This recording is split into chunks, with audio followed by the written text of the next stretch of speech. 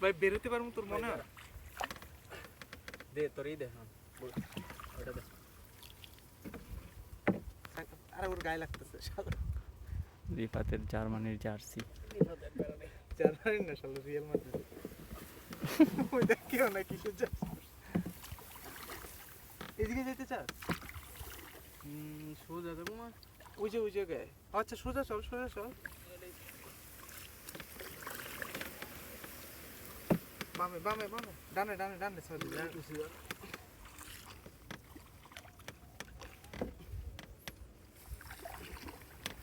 আরে কই ঘুরেতেছে? এদিকে বাইরে আনতে বলছে সোজা। ওই এই জঙ্গল থেকে বাইরে। ওরা কই? আছে ওইদিকে। দে এখন বইটা দে।